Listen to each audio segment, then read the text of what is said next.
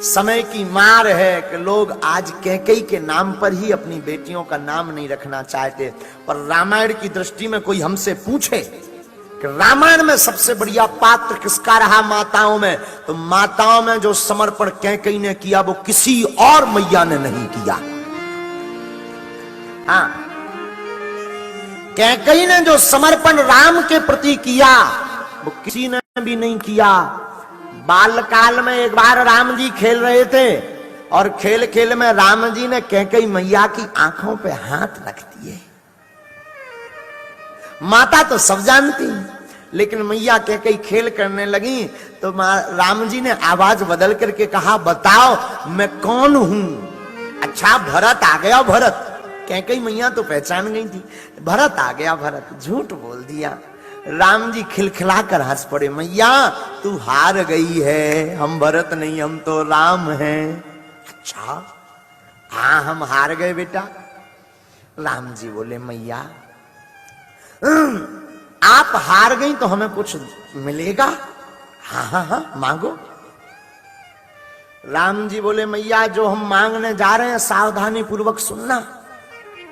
हम ऐसा मांगने जा रहे हैं कि जिससे हो सकता तुम्हारा सुहाग भी उजड़ जाए, लेकिन आपको देना पड़ेगा। कैकेयी कहती, राम अगर तुम्हारी प्रसन्नता के लिए मुझे एक बार नहीं 1000 बार अपने सुहाग को और अपने आप को उजाड़ना पड़े तो मैं तैयार हूं।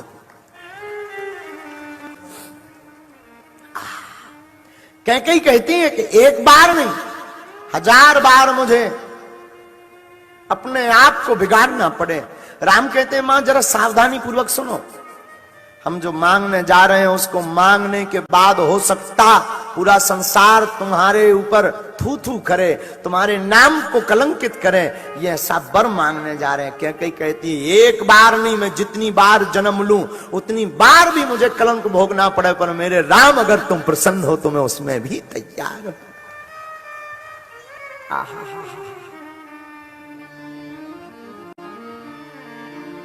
पता है राम जी ने क्या मांगा? राम जी ने कहा, मां आप हमें वचन में देना चाहती तो एक ही बात दीजिए। आपके 2 वरदान उधार डले पिताजी से, तो जब मांगने की बारी आवे, जब पिताजी हमें राजा बनाने लगे, उसी वक्त आप पिताजी से भरत को गद्दी मांग लेना, हमें वनवास मांग लेना। कैकेयी कहती है, राम ऐसा अपराध मत करवाओ, हमें कोई दिक्कत नहीं है, तुम्हारी प्रसन्नता के लिए राम मैं कुछ भी करने को तैयार हूं, पर भरत को गद्दी में मंगा भी लूं मुझे कोई दिक्कत नहीं, लेकिन तुम मुझसे दूर मत होना ना।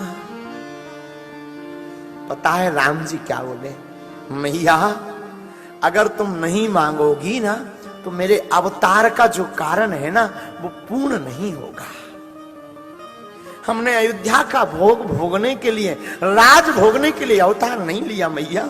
हमें तो वन में जाकर के ऋषि मुनियों के दर्शन करना है और रावण अत्याचारी का वध करना है। मां अगर तू मुझसे प्रेम करती है तो मुझे आज वचन दे दे कि पिताजी से तू ये 2 वरदान ही मांगेगी। मेरी प्रसन्नता के लिए राम हाँ, मेरी प्रसन्नता के लिए मैया हाँ कह दे। कैकेयी मैया की आंखों में आंसू भरा है, लेकिन कैकेयी कहती है, राम इसमें भी तुम्हारी प्रसन्नता है, मुझे पता है। इस बात को सुनकर के मेरे महाराज, मेरे नाथ, मेरे प्राणनाथ, मेरे स्वामी अपने प्राण रख नहीं पाएंगे जीवन। इनको सुनकर के पूरी राज सभा और पूरे राज्य के लोग मेरे पर थूकेंगे, मुझे थू थू करेंगे, कलंकित करेंगे।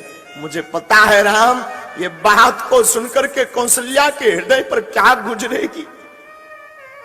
मुझे पता है राम जिस दिन मैं ये वरदान मांग लूंगी कि भरत को गद्दी, राम को वनवास, उस दिन से मेरा बेटा भरत मुझे मां कहना बंद कर देगा। राम मां कहना बंद कर देगा।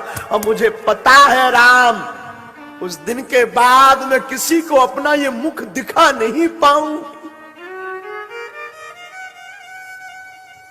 उस दिन के बाद राम, मैं अपना चेहरा किसी को नहीं दिखा पाऊंगी, लेकिन तुम्हारी प्रसन्नता है राम। हे राघव, हे रघुनाथ, हे रघुवीर, हे रघुनंदन, हे अवधपति, हे राघव, हे राम, तुम्हारी अगर प्रसन्नता है तो मैं वचन देती हूं कि मैं भरत को गद्दी और राम को वनवास मांगूंगी। मां के आंसू राम जी अपने हाथ से पहुंचते। आप लोगों ने सुना यह है कि कैकेयी ने कुबुद्धि की, आपने पढ़ा यह है कि कैकेयी ने कुबुद्धि की। मेरी बुद्धि कहती है कैकेयी जैसी मां ही नहीं हुई। और साधो, कैकेयी निंदनीय नहीं है, रामचरितमानस की कैकेयी हमेशा वंदनीय है। कैकेयी निंदनीय नहीं है, कैकेयी की निंदा घोर पाप है, क्योंकि कैकेयी ही वो है जिसने राम को मर्यादा पुरुषोत्तम भगवान बनाया। कैकेयी ही वो है जिसने राम को राम बनाया, और कैकेयी ही वो है जिसने वन में राम को भेज करके रावण जैसे अत्याचारियों से ऋषि मुनियों को बचाया। न कैकेयी वरदान मांगती, न राम जी बन जाते, न रावण का वध होता, न ऋषि मुनियों को दर्शन होती। कैकेयी बंधनी है। एक बार की कथा हमें स्मरण है। राम जी बचपन में कैकेयी मां के साथ ही सोते थे। हाँ महाराज, कैकेयी मां के साथ ही सोते, कभी नहीं सोए कौशल्या मां के साथ। बचपन से ही हमारे राम कैकेयी मां के साथ सोया करते थे। एक बार कौशल्या को लगा कि सब माताएं अपने अपने लाला को लेकर के सोती हैं, मैं आज अपने राम को लेकर के क्यों ना सोऊं। तो शाम के समय राम जी को, रघुनाथ जी को कैकेयी के घर से, कैकेयी के भवन से, कैकेयी के कमरे से, कैकेयी के कक्ष से राम को कौशल्या लिवा लाई। कहा राम आज तुम हमारे पास रहोगे। राम जी ने कहा ठीक है मैया। राम जी आए, मां के बगल में लेट गए। रात मध्य पहुंच गई, 12 बज गए, पर राम जी को नींद नहीं आई। यहां से वहां करवटें लें, कभी जमुहाई लें, कभी खुजली करें राम जी। तो मैया कौशल्या ने पूछा राम तुम्हारी तबीयत तो ठीक है ना, तुम ठीक हो ना, तुम रोज इतनी देर तक जागते हो। राम जी बोले नहीं मैया मैं बहुत जल्दी सो जाता हूं। राम आज तुम इतनी देर तक क्यों जग रहे? राम जी बोले मैया सच सच बोलूं? हाँ सच बताओ ना। राम जी बोले मैया जब तक मैं अपनी कैकेयी मैया के बगल में ना सोऊं तब तक मुझे नींद नहीं आती। कौशल्या की आंख भर गई। कौशल्या की आंख में आंसू आकर के बोले राम धन्य है कैकेयी, धन्य है कैकेयी, जिसने तुझे इतना लाड़ दिया कि उस लाड़ के बिना तू रहता नहीं है। धन्य है तू और तेरी मां कैकेयी। और सच कहूं तो इस बगल में लेटाने का, सुलाने की भागीदार तो कैकेयी ही है। राम जी का हाथ पकड़ा कौशल्या ने। हाथ पकड़ करके, राम जी का हाथ पकड़ करके कौशल्या आई और भवन खोला। तो सोचा राम जी सो नहीं पाएंगे, रात खराब जाएगी, तो जाकर के कैकेयी के भवन में ले जाकर के राम को लिटा दें, राम को सुला दें, राम को छोड़ दें। ये तो कैकेयी का प्यारा है, कैकेयी के साथ ही रहेगा। लेकिन तब तक एक नजारा कौशल्या देखती है तो जमीन खिसक जाती है पैरों तले की। क्या देखती है? दरवाजा खोलती है तो दरवाजे के कोने पर कैकेयी खड़ी नजर आती है, जो कोने में खड़े होकर के रो रही होती है। तो कौशल्या पूछती तू यहां क्या कर रही? कैकेयी कहती है कि लगता है मेरे प्राण चले गए हो, अपने प्राणों को लेने के लिए तुम्हारे दरवाजे पर खड़ी हूं। प्रेम है कौशल्या कैकेयी का और राम का।